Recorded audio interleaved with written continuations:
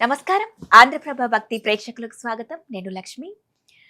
అయితే ఈ మధ్య కాలంలో బాబా అంటే దేవుడు కాదు, ఆయన ఒక ఫకీరు, ఆయన ఎందుకు నమ్ముతున్నారు అంటూ చాలా మంది సోషల్ మీడియాలో పోస్టులు పెడుతున్నారు.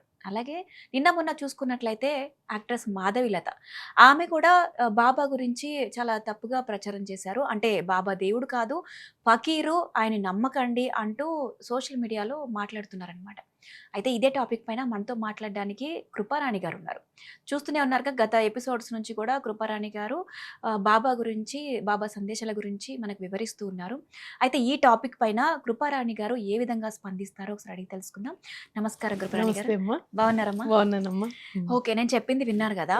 సో మాధవిలత ఒక యాక్ట్రెసే కాదు, చాలా మంది కూడా బాబా దేవుడు కాదు, బాబా ఒక ఫకీరు, ఆయన ఎందుకు నమ్ముతారు అంటూ ఉన్నారు. సోషల్ మీడియాలో కానివ్వండి, బయట చూస్తున్నాము. సో అసలు మీరేమంటారు? అంటే మీరైతే మన ఎపిసోడ్స్ లో బాబా ఇచ్చే సందేశాల గురించి చాలా చక్కగా చెప్తూ వచ్చారు. సో ఈ టాపిక్ పైన మీ స్పందన ఏంటి? స్పందన అంటే నేను చెప్పేది, ఫస్ట్ భగవంతుడు బాబా ఎప్పుడు కూడా నేను భగవంతుడిని, నేను దేవుణ్ణి అని ఎప్పుడు చెప్పలేదు. సచ్చరిత్ర ఎన్ని మార్లు చదివినా చదవని వాళ్ళు ఎవరైనా సరే చదివిన బాబా నేను భగవంతుడిని, నన్ను పూజించండి, నేను దేవుడిని, నన్ను ఆరాధించండి అని మటుకు ఎక్కడా కూడా సచ్చరిత్రలో చెప్పింది లేదు. అందులో కూడా నేను ఫకీర్ని, నేను హిందువుని, ముస్లింని ఇట్లా కూడా ఏమీ వివరించలా. బాబా ఏం చెప్పేవాళ్ళు? అల్లా మాలిక్ ఏక్ హై, అంటే భగవంతుడు ఒక్కడే అని చెప్పేవాళ్ళు. అంతేగాని నన్ను ఆరాధించండి, నన్ను పూజించండి అని ఎక్కడ ప్రచారం చేసుకోలేదే. ఇప్పుడు బాబా మీద అపప్రచారాలు రావచ్చు, నేను చేస్తున్నారు, చేయనియండి. అవి చేసి ఇప్పుడు మాకు ఎప్పటి నుంచో మేము 35 సంవత్సరాల నుంచి బాబాతో అనుబంధం ఏర్పాటు చేసుకున్నాం. మరి ఈ రోజుకి ఉన్న కష్టాలు ఉంటాయి, ఉండవని నేను చెప్పట్లేదు, ఉంటాయి. అయినా కూడా బాబాని నమ్మకూడదు, బాబా ఇది అని కూడా మనం అదేదో వినేసి మనలో ఒక నెగిటివిటీ భావన అనేది మనం తెచ్చుకోకూడదు. అసలు అనవసరం. ఎందుకంటే తన మనసుకి ఏదనిపించిందో అది చెప్పింది. బాబా ఏమంటారు? ఎవరు మాట్లాడేది మాట్లాడుకొని మా మనోభావంలో ఉన్న సాయిని మనం నమ్ముకోండి. ఏం చెప్తారు? మీ మనసులోనే నేనున్నాను, మీ హృదయంలోనే నేనున్నాను, నన్ను ఆరాధించండి. అంతేగాని నేను భగవంతుణ్ణి, నన్ను పూజించండి, వేరే దేవుళ్ళు పూజించకండి, అసలు బాబా పూజలో కూడా ఎటువంటి ఆడంబరాలతో నాకు అసలు పని లేదనే చెప్తారు. మనమే అన్ని అట్టహాసాలు చేసుకొని, మనమే ప్రచారం చేసుకొని, మనం నమ్మాక ఇంకొకరు బాబా నమ్మండి అన్నీ మనమే చెప్తాము. ఎక్కడైనా ఒక నెగిటివ్ భావన వచ్చింది అని అంటే దాని గురించి ఇంకా విపరీతంగా ఆలోచించుకొని నిజంగా అవునా అని మనం సందిగ్ధంలో పడిపోయి ఇదంతా తెచ్చుకోవడం అనేది అసలు మన మనసుకి అసలు ఒక మంచిది కాదు. అసలు దాని గురించి ఆలోచించుకోవడం అనేది అనవసరం కూడా. ఇంత వివరణ ఇచ్చి చెప్పడానికనైతే నేను రాలేదు. 35 సంవత్సరాలతో బాబాతో అనుబంధం ఉన్నదాన్ని వస్తూ ఉంటాయి. ఇప్పుడు బాబాకే అలా వస్తున్నాయంటే మానవ మాత్రులు మనం ఎంతమమ్మా? మన మీద ఎన్నో వస్తూ ఉంటాయి చెప్పండి. ఎన్నో వస్తాయి, రానియండి. అనుకునేవాళ్ళు అనుకుంటారు. నిన్న మొన్న ఎక్కడో ఏదో సత్సంగంలో విన్నాను, తప్పు మాట్లాడే వాళ్ళకి అది అలవాటు ఉండబట్టి మాట్లాడతారు, అంతే కదమ్మా. వాళ్ళ నోటికి ఏది అనిపిస్తే వాళ్ళు అది మాట్లాడతారు. సత్యం మాట్లాడే వాళ్ళు సత్యం మాట్లాడతారు. మనకు వచ్చిన అవయవాలు ఏంటి? పెదాలు ఏంటి? దేనికి? మంచిని మాట్లాడమని చెప్తారు. చెవులు దేనికైనా మంచిని వినమని చెప్తారు. మన పాదాలు మంచి మార్గం వైపు నడవడానికి, అలాగే మన చేతులు మంచి సహాయం చేయడానికి. వీటన్నిటిలోనే మన అవయవాలనే మనమే చెడుగా ఆలోచించేసుకొని, చెడు సహాయాలు చేసేసి, చెడు స్నేహాలు చేసుకొని, చెడు ప్రవర్తనలోకి వెళ్ళిపోయి మనమే అలవాట్లు ఏర్పాటు చేసేసుకొని భగవంతుడిని దూషించుకోవడం ఎందుకమ్మా? భగవంతుడిని అసలు దూషించడం ఎందుకు? ఇప్పుడు బాబా అంటే షిరిడీలో లైవ్ అమ్మ, అక్కడే ఉన్నారు, 60 సంవత్సరాలు ఉన్నారు, అక్కడ లీలలన్నీ చూపించారు. అక్కడ చూసిన వాళ్ళందరూ కూడా బాబాని నమ్మారు. ఇప్పటికీ ఎంత 100 సంవత్సరాల తర్వాత, 100 సంవత్సరాలకు ముందు బాబా ఎలా ఉన్నారు, ఇప్పుడు 100 సంవత్సరాలు ఎన్ని కోట్ల మంది హృదయాల్లో చేరిపోయారు. మరి ఆ మహత్యం ఏమన్నా తేలికైందమ్మా? చెప్పండి. మీ అనుభవంగా, ఇప్పుడు మా అనుభవంగా మేము చెప్తున్నాం, నేను చెప్పగా మీరు వింటున్నారు, మీకు ఒక అనుభవం ఏర్పడుతుంది. ఎంతమందికి ఎన్ని అనుభవాలు, ఎన్ని లీలలమ్మా. అంటే సాధారణంగా దేవుడు అని అంటే ఒక పాజిటివ్ ఎనర్జీ, అంతే కదా. అది ఎవరి నమ్మకం మీద వాళ్ళకి ఆధారపడి ఉంటుంది అంతే. పూజ చేసుకోవడంలోనూ చెయ్యకపోవడంలో కూడా ఒకరు చెప్తే చేసుకోవడం, ఒకరు చెప్తే చేయకపోవడం, ఏదైనా అంతే. ఇప్పుడు వెంకటేశ్వర స్వామిని ఎవరు డైరెక్ట్ గా చూడలేదు. ఏదైనా కూడా పూర్వీకులు చెప్పుకుంటా వచ్చిన దేవుళ్ళ పేర్లు అంతా కూడా మనకుగా తెలియదు. బాబాగా లైవ్ ఇప్పుడు చూసాం కాబట్టి, ఒక 100 సంవత్సరాల నుంచి చూసాం కాబట్టి మనకు తెలుస్తుంది కాబట్టి అంతేగాని అంత ముందు ఎన్నో సంవత్సరాలు రాముడిని డైరెక్ట్గా చూడలేదు, సీతాదేవిని చూడలేదు, లక్ష్మీదేవిని చూడలేదు, ఎవరిని చూడలేదు. కానీ మన పెద్దవాళ్ళ ఆచారాలు అలా అలా అలా సాంప్రదాయపరంగా అలా వచ్చడం వలన విని, ఓకే ఈ దేవుడు ఇలాగా, ఈ దేవుడు ఇలాగా, ఈ అమ్మవారు ఇలాగా అని మనకు తెలుసుకొని మన నియమాలను బట్టి మనం పూజించుకుంటున్నాం. అంతేగాని ఏ దేవుడిని మనం డైరెక్ట్గా చూడాలి. స్వప్నంలో చూసాం అనుకో, ఓహో ఇవాళ స్వప్న దర్శనం పలానా స్వామి వచ్చారు నాకు అని చెప్పి మన ఆనందంతో, మన తృప్తితోటి ఏదైతే మనకి జరగాలని నిర్ణయించబడిందో ఆ విధంగా మనం చేసుకుంటున్నాం. అంతేగాని వాళ్ళు చెప్పారని పూజ చేసుకోవడం, వీళ్ళు మంత్రం ఇచ్చారని జపం చేసుకోవడం, లేదంటే అక్కడేదో చెప్పారని అది వింటాం, ఇవన్నీ అసలు వద్దమ్మా. అది మన మనసుకి కలిగే వ్యతిరేక భావనలు తప్పితే నీ మనసుకి నువ్వేం చేయాలనుకుంటున్నావో, నువ్వెలా ఉండాలనుకుంటున్నావో, నువ్వేం నిర్ణయించుకుంటున్నావో ఏదైనా అది నీ మనసుకే పాఠంలాగా మనం చెప్పుకొని మనం చేసుకొని భగవంతుడికి మనం ఎలా దగ్గర అవ్వాలి అనే దాని మీద మనం సాధన చేసుకోగా మనం దగ్గర అవ్వాలి. అదే జీవాత్మ పరమాత్మ. మన అంతే కదమ్మా, పరమాత్మలో జీవాత్మ, మన ఆత్మ ఏంటి మంచిగా ఆలోచించుకోవాలి, భగవంతుడి కోసం తపించాలి, భగవంతుడి కోసం పరిగెత్తాలి. అలాగని నీ ప్రాపంచిక విషయాలు ఏది కూడా వదిలిపెట్టుకొని భగవంతుడు చేరిపోమని కాదు, అందులో ఉంటూ కూడా భగవంతుడి నామ స్మరించుకోమని చెప్తున్నాడు భగవంతుడు. అంతేగాని నన్ను పూజించండి, నన్ను ఆరాధించండి, నన్ను కొలవండి అని ఏ భగవంతుడు చెప్పరమ్మా. ఇదంతా ఏంటంటే మనసుకు కలిగే భావనలు మాత్రమే. వ్యతిరేక భావనలు వచ్చినాయి అనుకోండి, రానియండి. ఎన్ని రోజులు మాట్లాడతారు? ఒక రోజు మాట్లాడతారు, 2 రోజులు మాట్లాడతారు, లేకపోతే 10 రోజులు మాట్లాడతారు. తర్వాత అంటే అమ్మ ఇప్పుడు భావన వ్యతిరేకంగా ఉండొచ్చు. ఇప్పుడు ఆ భావన అనేది వాళ్ళ వరకు ఉంచుకుంటే బాగుంటది. కానీ ఇలా సోషల్ మీడియాలోకి ఎక్కి వీడియోలు పెట్టి అంటే వాళ్ళ అంటే దేవుళ్ళు నమ్మే వాళ్ళు చాలా మంది ఉంటారు. సో వాళ్ళ మనోభావాలు ఇలా దెబ్బతీయడం అనేది కరెక్ట్ అంటారా? అంటే ఇప్పుడు ఎగ్జాంపుల్ సాయిబాబా గురించి మాట్లాడారు. సో సాయిబాబా దేవుడు కాదు, ఫకీరు, ఆయన ఎందుకు నమ్ముతారు అనేది ఆవిడ సొంత అభిప్రాయం. అభిప్రాయం అనేది అక్కడ వరకు ఉంచుకుంటే బాగుంటది. కానీ ఇలా సోషల్ మీడియా ప్లాట్ఫామ్స్ మీదకి ఎక్కి మొత్తం అంత ప్రచారం చేయడం అనేది ఎంతవరకు కరెక్ట్ అంటారు? అది కరెక్టా కాదా అనేది కూడా నిర్ధారించి చెప్పడం అని కాదు. ఎందుకంటే తన మనసుకి ఏదనిపించింది అనేది చెప్పాలనిపించేసి చెప్పేసిందే కానీ ఏంటనేది తన అంతరాత్మక అనేది తెలుస్తుంది కదమ్మా. తర్వాతకైనా తెలుస్తుందో, ముందుకు తెలుస్తుందో, తెలుసుకుందో, లేకపోతే ఎవరిదాన్ని చెప్పించారో ఏంటనేది ఆ నిర్ణయం వచ్చేసింది, వాక్ అనేది వచ్చేసింది. అందుకే మాట మాట్లాడేటప్పుడు ఏదైనా కూడా బాబా అదే చెప్తారు, సరళంగా మాట్లాడండి, ప్రియంగా మాట్లాడండి, కోపంగా మాట్లాడద్దు, ఇట్లాగే చెప్తా ఉంటారు.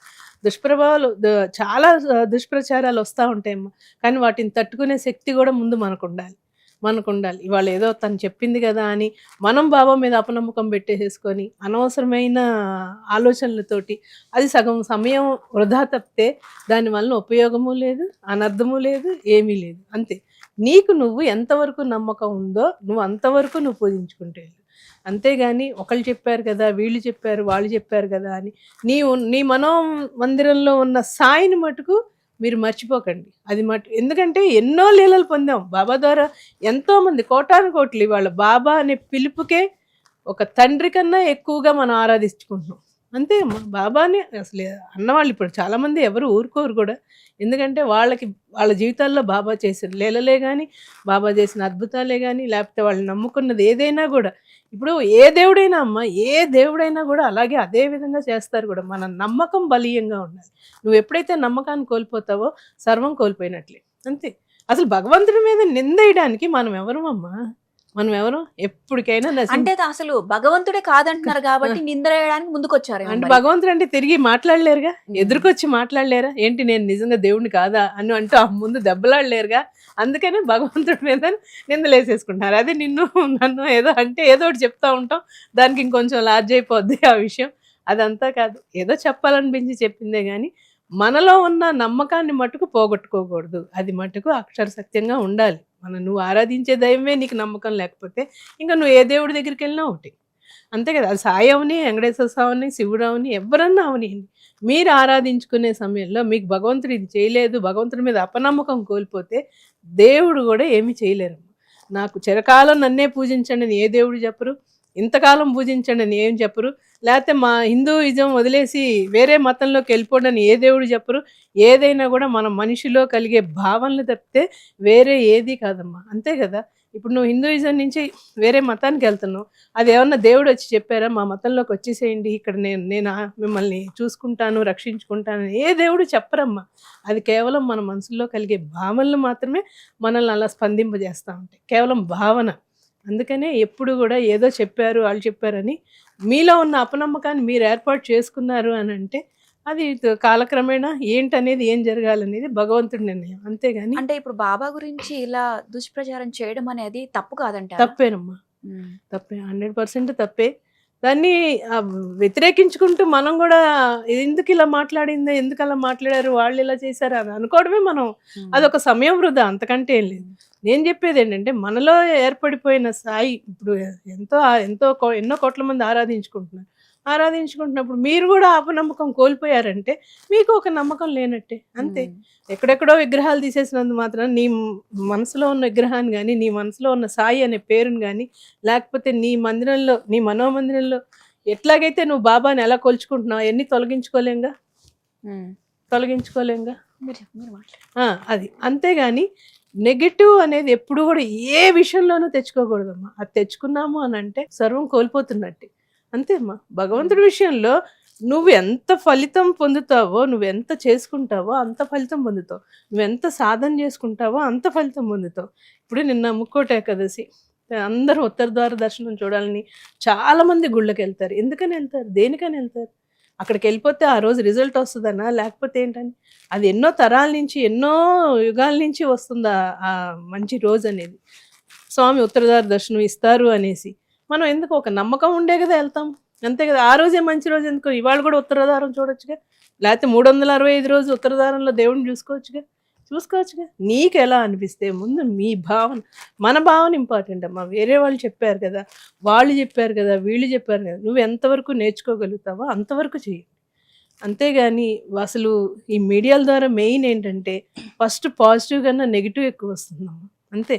ఇప్పుడు కృపారాణి గారు చెప్తున్నారు, నేను చెప్తుందే నమ్మాలని ఏం లేదు అసలు. నేను అలా ఏం చెప్పారంటే నా జీవితంలో జరిగినవి ఎట్లా నిరూపించారనేది నేను వచ్చి చెప్తున్నాను.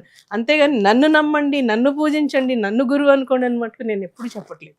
ఎవరి దగ్గర రూపాయి తీసుకోవడం అనేది లేదు, ఎవరికన్నా ఇవ్వడం కానీ అలాగని చేస్తుంది కాదు. అసలు నేను చెప్తున్నాను, ఇప్పుడు మీ మీడియా వాళ్ళు ఇప్పుడు ఇక్కడికి వస్తున్నారు, ఒక దుష్ప్రచారం అయితే వస్తుంది. మీ మీడియా వాళ్ళు నాకేదో పైకం బాగా ఇస్తున్నట్టు చాలామంది ఆలోచనలకు వెళ్తున్నారు. సరే, నేను అనుకున్నాను ఎవరి ఆలోచన వాళ్ళని. బాబాకు ఒకటే చెప్తా, బాబా ఏం జరుగుతుందో, నా ఆలోచన విధానం ఏంటో, నేనేం చేస్తున్నాను ఏంటనేది సర్వం నీకు తెలుసు. వాళ్ళన్నారా వీళ్ళన్నారా అనేది నాకు వద్దు బాబా, ఇవన్నీ అవసరం లేదు.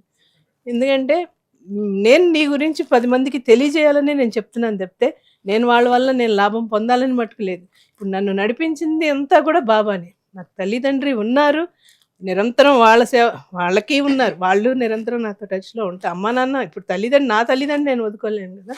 అలాగే బాబా నా జీవితానికే తండ్రి అని చెప్పాను. అలాగే ఆ తండ్రి నాకు నా జీవితాన్ని నడిపించిందే బాబా గారు. అది నేను ఎలా చెప్తున్నానంటే నాకు జరిగిన అనుభవాలే నేను చెప్పాను. అంతేగాని ఇంకొకరి అనుభవం తీసుకొని నా జీవితంలో జరిగిందమ్మా, లేకపోతే నా అనుభవం తీసుకెళ్ళి వాళ్ళకి చెప్పి వాళ్ళ జీవితంలో ఇలా జరిగిందమ్మా, ఇదంతా కాదు. అక్షర సత్యాలే నేను చెప్పేది. ఎవరైనా అమ్మ నాదే కాదు, కోట్ల మంది జీవితాల్లో బాబా గుడి కట్టేసుకున్నారు. నెగిటివిటీ అనేది మటుకు మనసులో ఎప్పుడు కూడా తెచ్చుకోకండి అమ్మ. తెచ్చుకునే కొద్దీ ఏంటనేది అంటే మీలో ఉన్న నమ్మకం అనేది మీరు కోల్పోవద్దు. అది నేను చెప్పేది. వైజాగ్లో ఒక గోపాలపట్నం అనే వీధిలో ఒక ఇంట్లో బాబా గారు ఉన్నారమ్మా.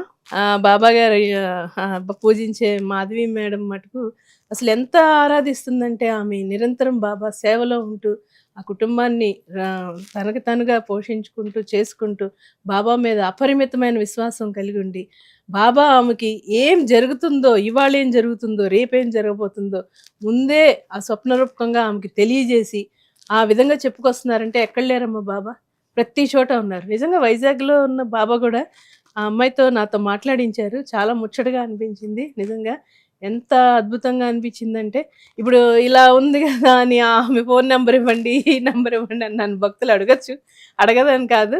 కానీ బాబా ప్రతి ఇంట్లో ఉన్నారమ్మా, ప్రతి ఇంట్లో లీలలు చూపిస్తున్నారు, ప్రతి వాళ్ళకి అనుభవాలు అవుతున్నాయి, ప్రతి ఒక్కళ్ళు ప్రయోజనం పొందుతున్నారు. ఇప్పుడు ప్రారంధాలు అంటారా, ఏమి చేయలేం. అది మన విధిలో ఏదైతే ఉందో అది. కానీ అట్లాంటి ఎంతటి ప్రారంధాన్నైనా, ఎంతటి కర్మ ఫలితాన్నైనా పూర్తిగా మనల్ని అనుభవించకుండా కొంచెంలో కొంచెం కష్టం కలిగించి వాటిని తొలగించే సమయం వచ్చేంత వరకు కూడా బాబా మన దగ్గరే ఉంటారు, మన చెంతే ఉంటారు, మన నీడలోనే ఉంటారు. సర్వం శ్రీ సాయమ్మ, మొత్తం సాయినాథ. భగవంతుడు, నేను ఏ భగవంతుడైనా పూజించండి, నమ్మకం పెట్టుకోండి, నమ్మకం సడిలిపోవద్దు. ఇది ఒక్కటే నేను చెప్పడానికి వచ్చానమ్మా. ఓకే అమ్మా, థ్యాంక్ యూ సో మచ్. అయితే ఎవరి నమ్మకాలు వాళ్ళే. వాళ్ళకు ఉంటాయి. అవును. సో ఆమె నమ్మకం అది, అది. ఇంకా బాబాని నమ్మే వాళ్ళ నమ్మకం వాళ్ళది. ఇంకా అపనమ్మకం పెట్టుకోవద్దు. అంతే. ఎప్పుడు కూడా ఎవరో ఏదో అపనమ్మకం చెప్పారని చెప్పి చెప్పారని కూడా. ఇంకా విని అవును. బాబా నిజంగా దేవుడు కాదు. కాదేమో అనుకోకుండా అంతే. ఎవరి నమ్మకాలు వాళ్ళకు ఉంటాయి. అంతే. చాలా బాగా చెప్పారమ్మా. అవును. Thank you so much. Thank you so much.